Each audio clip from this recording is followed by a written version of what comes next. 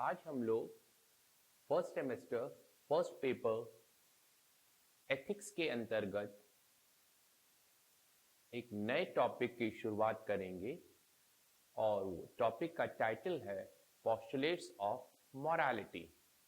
हिंदी में कहेंगे नैतिकता की पूर्व मान्यताएं। हम जब कभी पूर्व मान्यता जैसे शब्द का प्रयोग करते हैं तो उससे हमारा आशय यह होता है कि वह वे मान्यताएं हैं जिन्हें हम आरंभ से ही स्वीकार करके चल रहे हैं और इन मान्यताओं पर हम कभी भी प्रश्न चिन्ह नहीं लगाते हैं। We accept these suppositions from the beginning and we never cast doubt or raise question against those suppositions। और इस प्रकार से वे अनिवार्य शर्त हैं, दे आर नेसेसरी कंडीशंस। तो इस प्रकार से नैतिकता की कुछ अनिवार्य शर्तें होती हैं, कुछ नेसेसरी कंडीशंस होती हैं और उन्हें ही हम नैतिकता की पूर्व मान्यताएं या पोस्टुलेट्स ऑफ मॉरालिटी कहते हैं। नैतिकता की पूर्व मान्यताओं को कांट ने, इमैनुअल कांट ने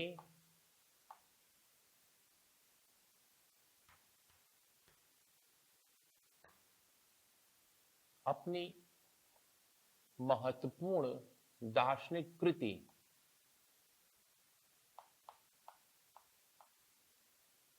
क्रिटिक ऑफ प्रैक्टिकल रीजन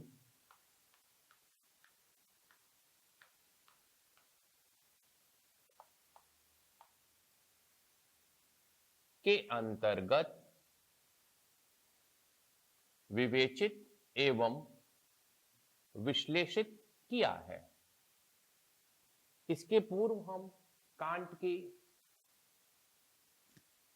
अत्यंत ही महत्वपूर्ण दार्शनिक रचना क्रिटिक ऑफ प्योर रीजन को पाते हैं, जहां वे मानवीय ज्ञान की संभावना एवं मानवीय ज्ञान की सीमा और इसके अतिरिक्त मानवीय ज्ञान की कुछ अनिवार्य शर्तों का उल्लेख करते हैं। और यहां हम यह पाते हैं कि कुछ सत्ताएं ऐसी हैं जिन्हें हम तर्क बुद्धि के द्वारा प्रमाणित नहीं कर सकते हैं। We cannot prove their existence on the ground of reason, or we cannot offer any rational ground for accepting them। जैसे संकल्प की स्वतंत्रता या आत्मा की अमरता हो या फिर ईश्वर का अस्तित्व। हम किसी भी तर्क अथवा प्रमाण के द्वारा ईश्वर के अस्तित्व को असंदिग्ध रूप से सिद्ध नहीं कर सकते हैं। इसी प्रकार से आत्मा की अमरता को भी तार्किक युक्ति के द्वारा सिद्ध अथवा प्रमाणित नहीं किया जा सकता है। अतः Kant critique of practical reason के अंतर्गत संकल्प की स्वतंत्रता, फ्रीडम ऑफ विल, आत्मा की अमरता, इमॉर्टैलिटी ऑफ सोल एवं ईश्वर के अस्तित्व, एग्जिस्टेंस ऑफ गॉड को पोस्टुलेट्स ऑफ मॉरालिटी के अंतर्गत रखते हैं। यह तीनों नैतिकता की पूर्व मान्यताएं हैं जिन्हें हमें आरंभ से ही स्वीकार करके चलना पड़ता है। और यदि हम इन्हें आरंभ से स्वीकार करके ना चलें तो समस्या यह होगी कि नैतिकता की समुचित व्याख्या संभव नहीं हो पाएगी।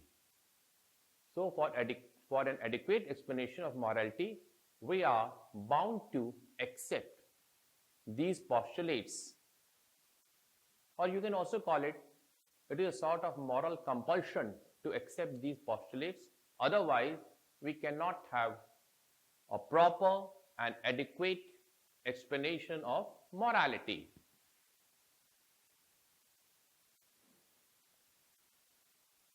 तो जहां क्रिटिक ऑफ प्योर रीजन के अंतर्गत जिन चीजों को वह तर्क बुद्धि के आधार पर नहीं प्रमाणित कर पा रहे हैं, उन्हें वह क्रिटिक ऑफ प्रैक्टिकल रीजन के अंतर्गत पोस्टुलेट्स के रूप में आस्था के आधार पर स्वीकार करते हैं।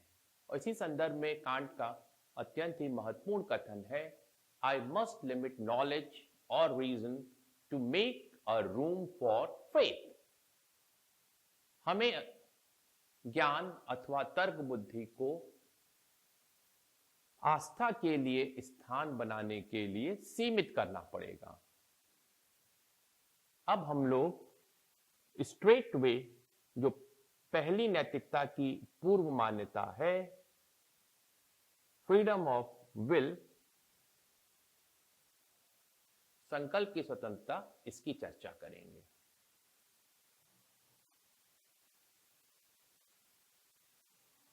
हम जैसा कि जानते हैं, नीति शास्त्र के अंतर्गत हम केवल मनुष्य के ऐच्छिक कर्मों का निष्पक्ष नैतिक दृष्टि से मूल्यांकन करते हैं, अथवा दूसरे शब्दों में हम केवल मनुष्य के ऐच्छिक कर्मों पर ही नैतिक निर्णय देते हैं। We pass moral judgment only upon the voluntary acts of human being. और इस आधार पर हम यह पाते हैं कि मनुष्य के कर्म दो प्रकार के होते हैं, एक तो ऐच्छिक कर्म और दूसरा अनैच्छिक कर्म, voluntary act and involuntary act. जो ऐच्छिक कर्म है वहां हम संकल्प की स्वतंत्रता को पाते हैं या वर्ण की स्वतंत्रता को पाते हैं। In voluntary acts of human being, we find freedom to choose, or here we have freedom of will. हम संकल्प के स्वतंत्र होने की बात क्यों करते हैं? क्योंकि यदि जब मनुष्य के संकल्प स्वतंत्र होंगे तभी उसके कर्म स्वतंत्र होंगे, और जब उसके कर्म स्वतंत्र होंगे तभी वह नैतिक निर्णय का विषय बनेंगे। It is only when our will is free, only then our act can be free, and only then they can be morally evaluated.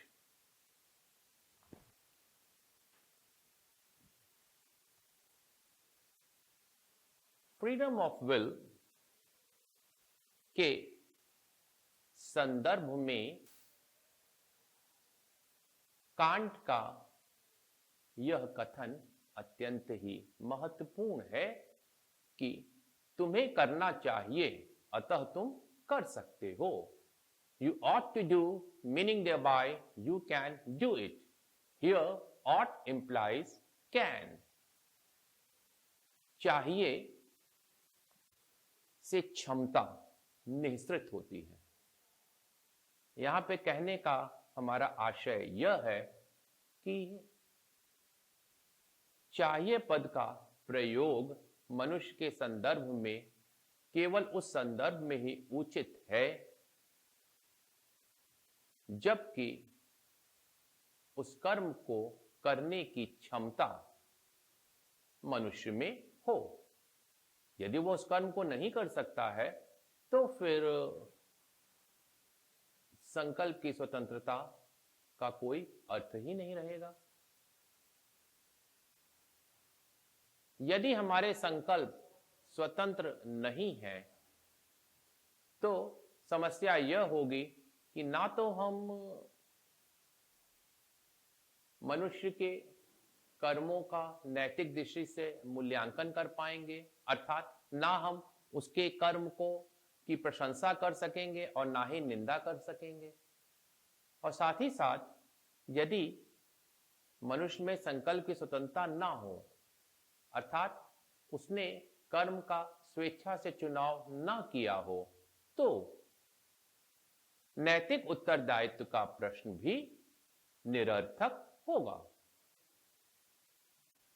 We cannot make anyone morally responsible if that particular act is not a voluntary act.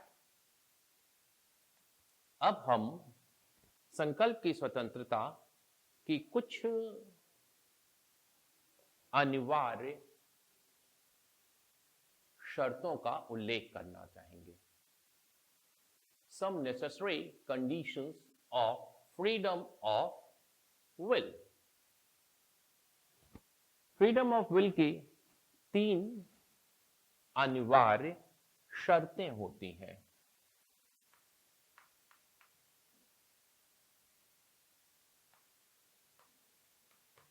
Freedom of will, संकल्प स्वातंत्र या संकल्प की स्वतंत्रता की 3 अनिवार्य शर्तें होती हैं। पहला,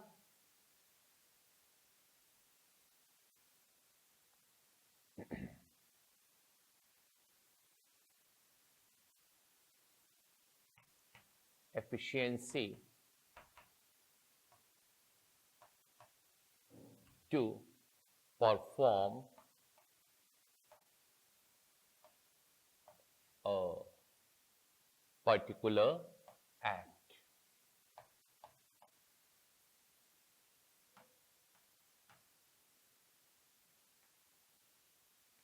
किसी कर्म विशेष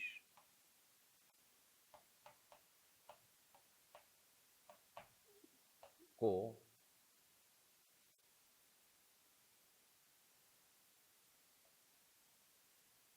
संपादित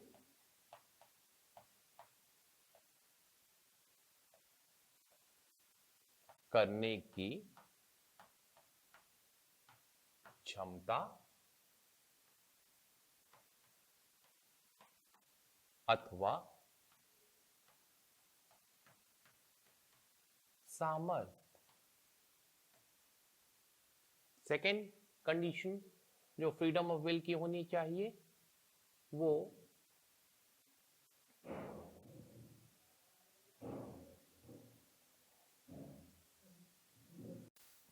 की शर्त होगी knowledge about the consequence and motive of the act। ज्ञान के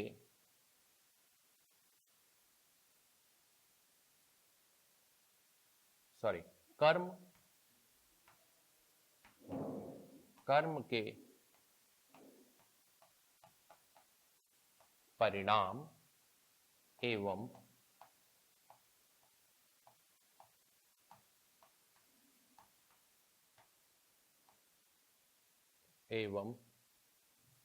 उद्देश्य का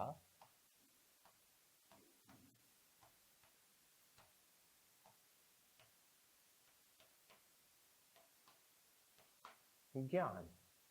कर्म के परिणाम एवं उद्देश्य का ज्ञान। और तीसरी जो शर्त होगी वो है प्रेजेंस ऑफ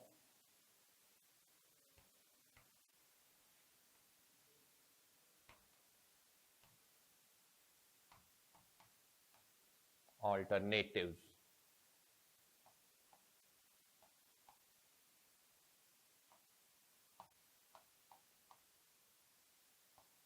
विकल्पों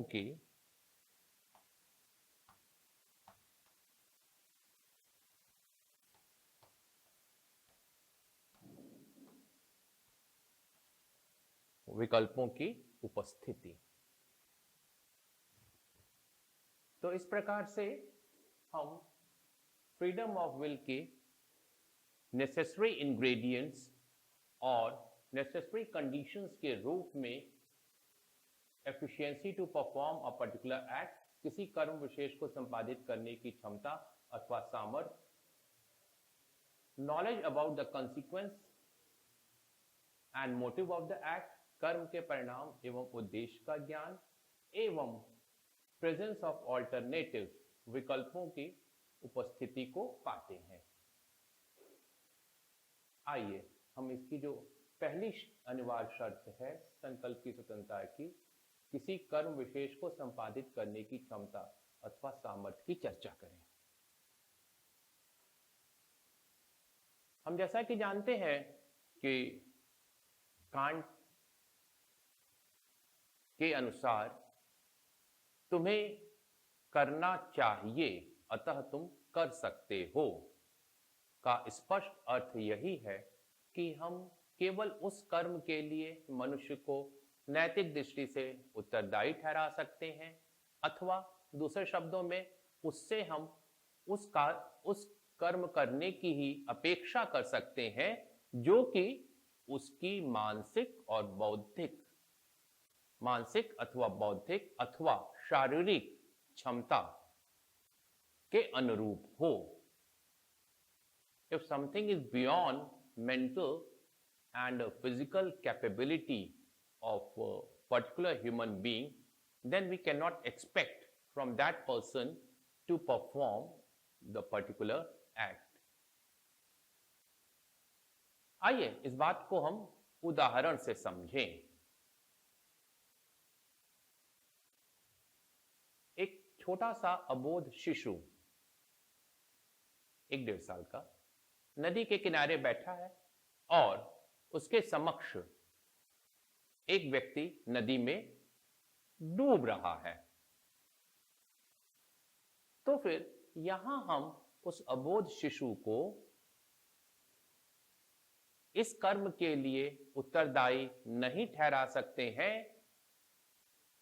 कि उसने डूबते हुए व्यक्ति को बचाने का प्रयास क्यों नहीं किया, क्योंकि वह उसकी क्षमता अथवा सामर्थ्य के परे है। जबकि उसी स्थान पर कोई युवा व्यक्ति जो ठीक से तैरना भी जानता हो तो भी वह किसी भी प्रकार से डूबते हुए व्यक्ति को बचाने का प्रयास नहीं करता है, तो हम कहेंगे कि उसका यह कर्म नैतिक दृष्टि से अनुचित है और वह अपने कर्म के लिए उत्तरदायी है। जो दूसरी कंडीशन है, knowledge about the consequence and motive of the act, कर्म के परिणाम और उद्देश्य का ज्ञान। इसको हम 2 उदाहरण से स्पष्ट करेंगे। एक मनोरोग व्यक्तियों में पाया जाता है जिसे हम क्लेप्टोमेनिया कहते हैं। क्लेप्टोमेनिया के अंतर्गत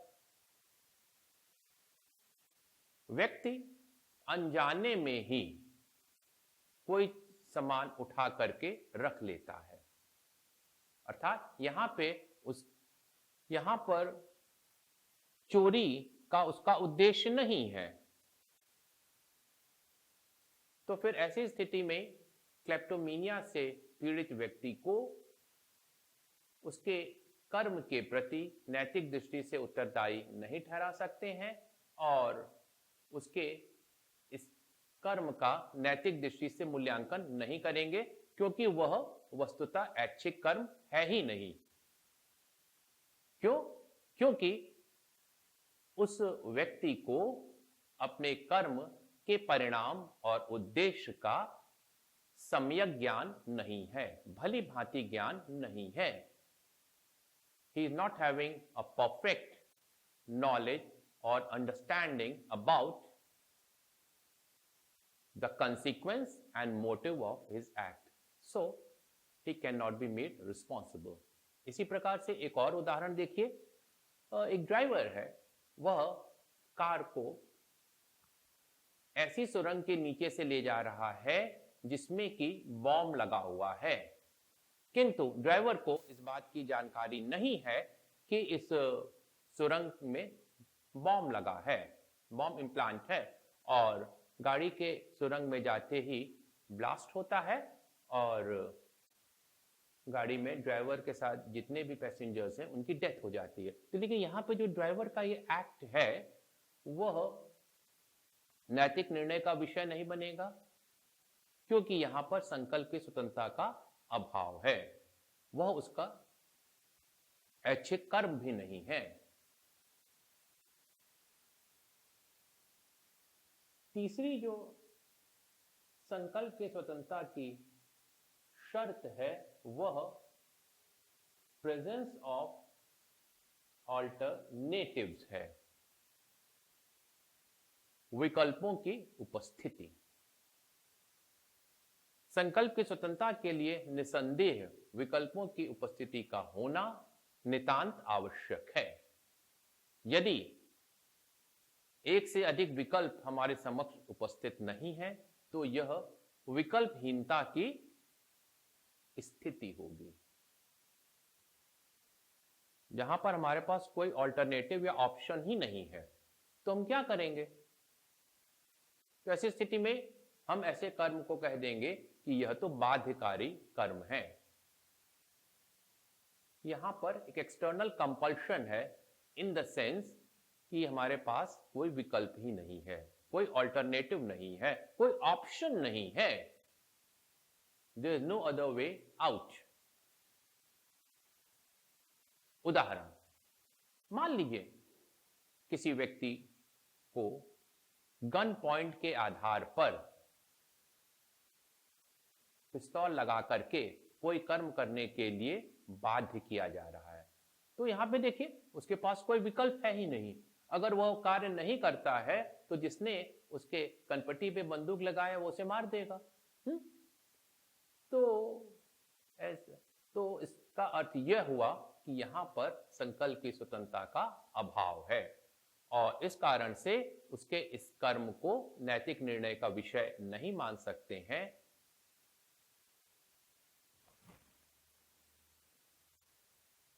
कांट ने संकल्प की स्वतंत्रता को नैतिकता की एक अनिवार्य पूर्व शर्त अथवा पूर्व मान्यता के रूप में इसी कारण से स्वीकार किया है क्योंकि यह संकल्प स्वातंत्र, फ्रीडम ऑफ विल, अथवा वर्ण की स्वतंत्रता, freedom to choose amongst different alternative, ही मनुष्य को उसके कर्म के लिए उत्तरदायी बनाता है और साथ ही साथ इसी आधार पर हम उसके कर्मों का नैतिक दृष्टि से मूल्यांकन करते हैं, अर्थात उसके कर्म की या तो प्रशंसा करते हैं अथवा निंदा करते हैं। नैतिकता की जो दूसरी अनिवार्य शर्त है अथवा पूर्व मान्यता है, पोस्टुलेट ऑफ मॉरलिटी है, वह इमॉर्टैलिटी ऑफ सोल, आत्मा की अमरता है। आत्मा की अमरता को ना तो किसी विज्ञान की प्रयोगशाला में सिद्ध किया जा सकता है और साथ ही साथ भले ही हम जितनी भी तार्किक अथवा दार्शनिक युक्ति इसके समर्थन में प्रतिपादित करें, वह अंततः अपर्याप्त ही होंगी। अतः यदि हमें आत्मा की अमरता को स्वीकार करना है तो कांट के अनुसार इसका एकमात्र आधार हमारी आस्था होगी और वह नैतिकता की एक पूर्व मान्यता है।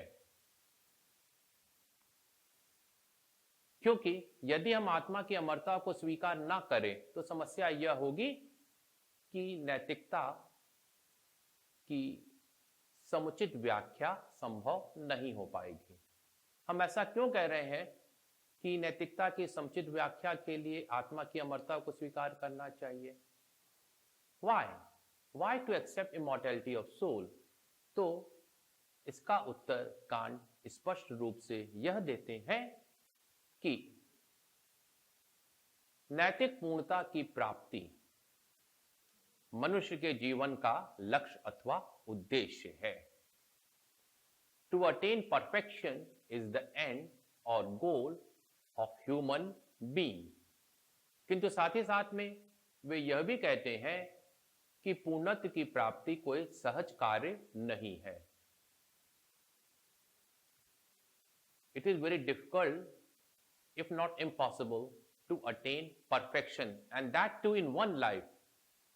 एक ही जीवन में पूर्णता की प्राप्ति बहुत ही कठिन कार्य है, सहज कार्य नहीं है, बहुत ही कठिन कार्य है।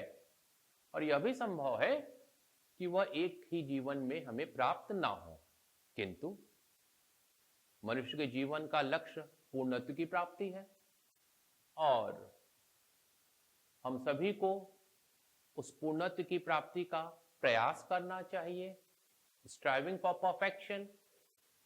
यह जानते हुए भी कि one life is too short to attain perfection, यह जानते हुए भी कि एक जीवन पूर्णत्व प्राप्ति के लिए अत्यंत ही संक्षिप्त अथवा लघु है। तो फिर यदि पूर्णत्व प्राप्ति को एक लक्ष्य के रूप में स्थापित करना है तो हमें यह भी स्वीकार करना पड़ेगा कि आत्मा अमर है, सोल इज इमॉर्टल। क्योंकि यदि सोल इमॉर्टल रहेगी तो उसका लाभ यह होगा कि यदि हम इस जीवन में पूर्णत्व को प्राप्त नहीं कर पाए हैं तो इसकी एक संभावना है कि हम अगले जीवन में परफेक्शन के गोल को अचीव कर लें। तीसरी जो नैतिकता की पूर्व मान्यता है, गॉड, ईश्वर का अस्तित्व है। हम दर्शन शास्त्र के अंतर्गत ईश्वर के अस्तित्व की सिद्धि के लिए अनेक बौद्धिक युक्ति अथवा तर्क को पाते हैं, जैसे कि सत्ता मूलक युक्ति, ऑन्टोलॉजिकल आर्ग्यूमेंट, सृष्टि मूलक युक्ति, कॉस्मोलॉजिकल आर्ग्यूमेंट, प्रयोजन मूलक युक्ति, टेलियोलॉजिकल आर्ग्यूमेंट इत्यादि। कांट ने इन सभी प्रकार की बौद्धिक युक्तियों का खंडन किया है और उनके अनुसार ईश्वर हमारे आस्था का विषय है। ईश्वर तर्क और तर्कणा से परे है और वह हमारे आस्था का विषय है। God is beyond all arguments and argumentation and therefore he is an article of faith। यहां पे कहने का आशय यह है कि ईश्वर को स्वीकार करने का एकमात्र आधार आस्था है। बुद्धि के द्वारा हम उसे प्रमाणित नहीं कर सकते हैं और यही कारण है कि कांट एग्जिस्टेंस ऑफ गॉड को नैतिकता की एक पूर्व मान्यता के रूप में स्वीकार करते हैं। प्रश्न यह है कि ईश्वर के अस्तित्व को नैतिकता के लिए क्यों स्वीकार किया जाए? Why to accept the existence of God for morality? तो इसका उत्तर यह होगा कि कांट ने पूर्ण शुभ की अवधारणा को प्रस्तावित किया।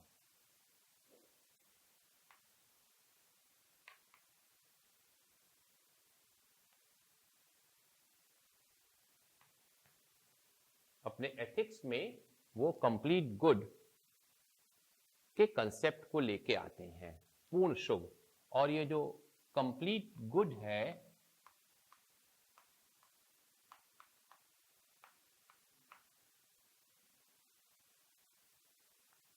उसके अंतर्गत हम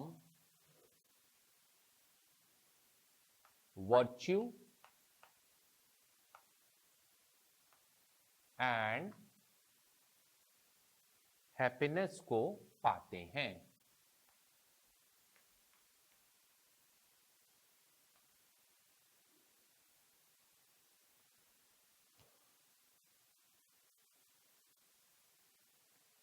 सद्गुण एवं आनंद को पाते हैं।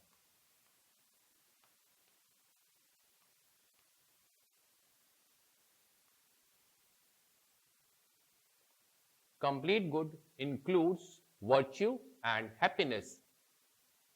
सद्गुण सर्वोच्च गुण के लिए आवश्यक है कि उसमें आनंद का तत्व भी समाहित हो।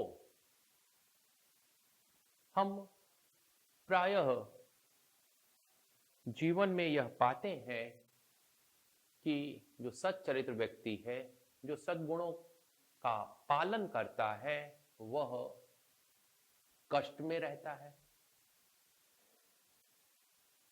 तो फिर यदि ईश्वर सर्वोच्च न्यायाधीश है, निष्पक्ष है, तो उसका यह एक प्रकार से दायित्व बनता है कि वह सद्गुण को आनंद से संयुक्त करे।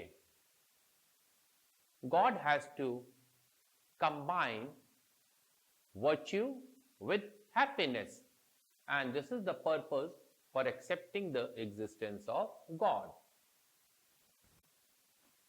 अतः इस प्रकार से कांट ने नैतिकता की पूर्व मान्यताओं के अंतर्गत संकल्प की स्वतंत्रता, आत्मा की अमरता और ईश्वर के अस्तित्व को स्वीकार किया है। अब हम इसी से जुड़े हुए दूसरे टॉपिक की चर्चा करना चाहेंगे,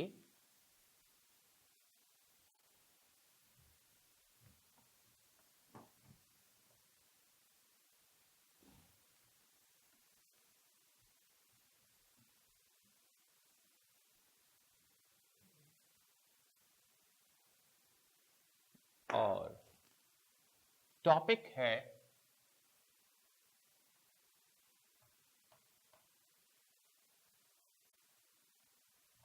फ्रीडम ऑफ विल एंड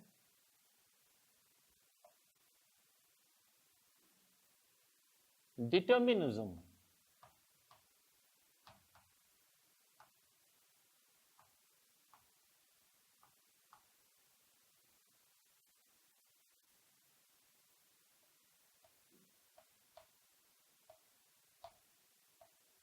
संकल्प की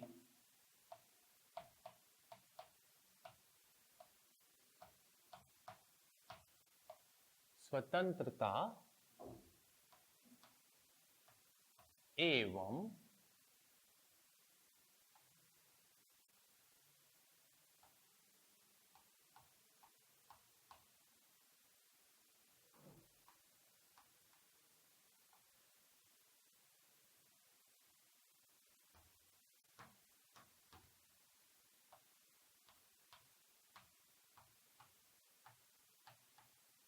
संकल्प की स्वतंत्रता एवं निर्धारणवाद अथवा नियतत्ववाद। लास्ट टॉपिक में जहां फ्रीडम ऑफ विल नैतिकता की पूर्व मान्यताओं में से एक पूर्व मान्यता है, तो वहीं उससे इंटर रिलेटेड जो दूसरा टॉपिक हम लोग डिस्कस करने जा रहे हैं वह संकल्प की स्वतंत्रता या संकल्प स्वातंत्र एवं निर्धारणवाद अथवा डिटर्मिनिज्म है। यह टॉपिक फिलॉसफी में और स्पेशली एथिक्स के अंतर्गत अत्यंत ही महत्वपूर्ण टॉपिक है। It is a kind of a philosophical debate whether we do have freedom of will or everything is predetermined in this universe. यह एक दार्शनिक वाद विवाद का विषय है कि क्या मनुष्य में संकल्प की स्वतंत्रता पाई जाती है, अथवा मनुष्य में संकल्प की स्वतंत्रता का अभाव होता है और सब कुछ पूर्व निर्धारित है। इस फिलोसॉफिकल डिबेट के अंतर्गत हम 3 फिलोसॉफिकल स्टैंड को पाते हैं और वो जो 3 फिलोसॉफिकल स्टैंड हैं फ्रीडम ऑफ विल को लेकर के, वे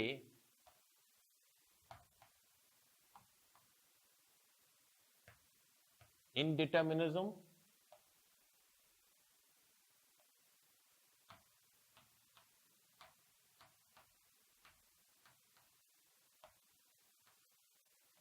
अनियतत्ववाद, डिटर्मिनिज्म,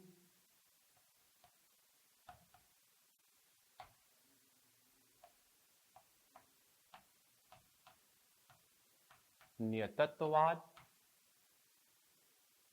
एवं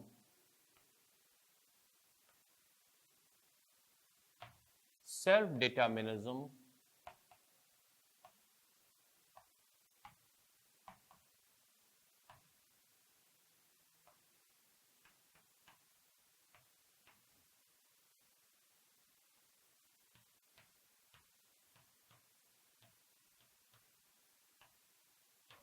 आत्मनियतत्ववाद या आत्म निर्धारणवाद है।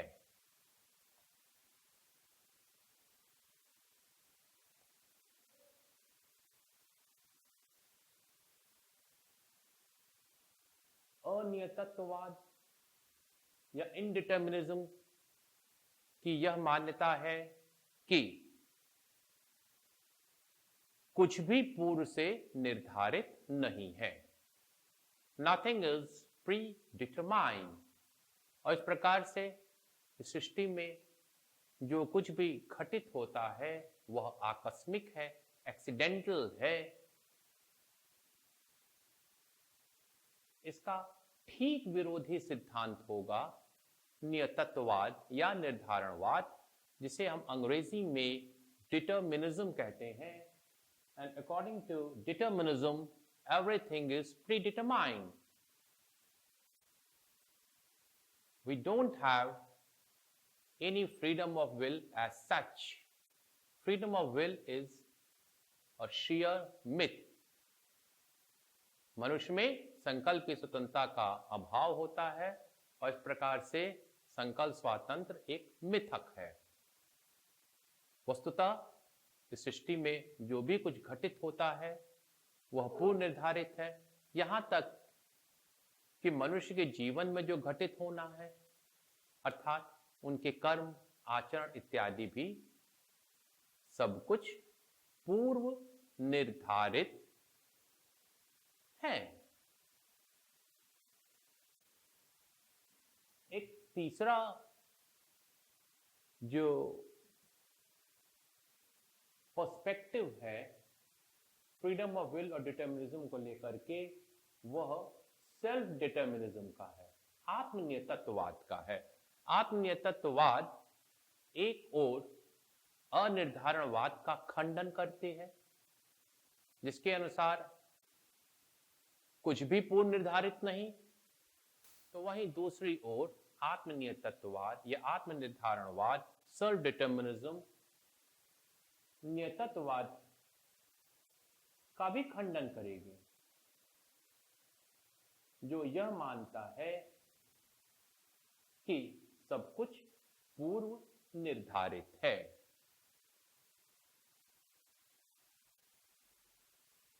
इस समस्या पर भारतीय नीति शास्त्र में भी विचार किया गया है और इसे हम वहां पर पुरुषार्थवाद एवं दैववाद के नाम से जानते हैं। पुरुषार्थवाद की यह मान्यता है कि मनुष्य अपने पुरुषार्थ, अपने सामर्थ्य से अपनी अपने भाग्य अथवा नियति में भी परिवर्तन कर सकता है. It is through our human effort that destiny can be also changed. We can change our fate or destiny through our sincere effort, पुरुषार्थ से. जबकि इसका ठीक विरोधी सिद्धांत दैववाद कहलाएगा, जो कि यह स्वीकार करता है कि सब कुछ ईश्वरी इच्छा के अधीन है. Everything lies with divine will or desire. अर्थात इस सृष्टि में जो भी कुछ घटित हो रहा है और जो कुछ घटित होगा वह सब ईश्वर की इच्छा के अधीन है. ईश्वर के इच्छा के बिना तो कुछ भी संभव नहीं. यह एक प्रकार से पूर्ण रूपेण मनुष्य के संकल्प स्वातंत्र का निषेध अथवा खंडन है. It is a complete denial of freedom of will. एक और हम यह पाते हैं कि मनुष्य परिस्थितियों का दास है, तो वहीं इसका ठीक विरोधी दृष्टिकोण होगा कि नहीं, मनुष्य परिस्थितियों का दास नहीं है, अपितु वह स्वयं परिस्थितियों को निर्मित करता है और उसके लिए वह उत्तरदायी भी है. On the one hand, we find that man is the victim of circumstances, whereas on the other hand, we find that no, man is not the victim of circumstances, rather man creates his own circumstances and for that he himself is responsible.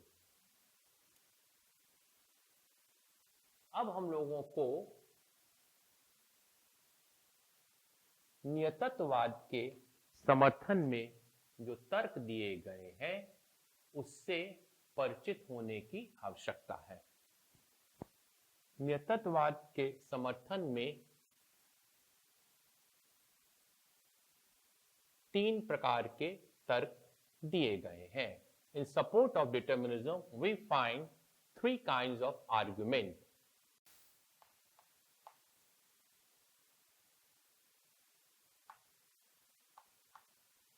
Psychological argument,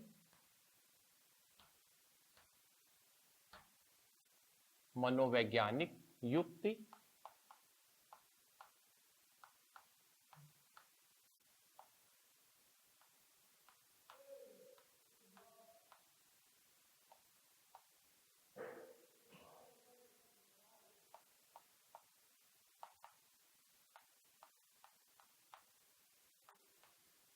philosophical argument,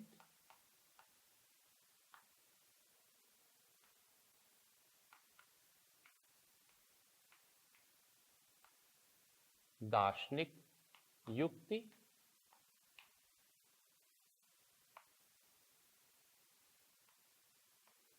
एवं theological argument.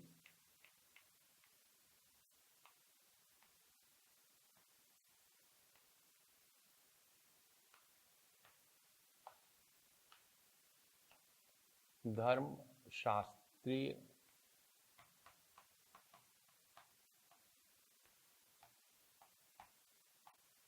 युक्ति. इन युक्तियों की चर्चा हम लोग next lecture में करेंगे. Thank you.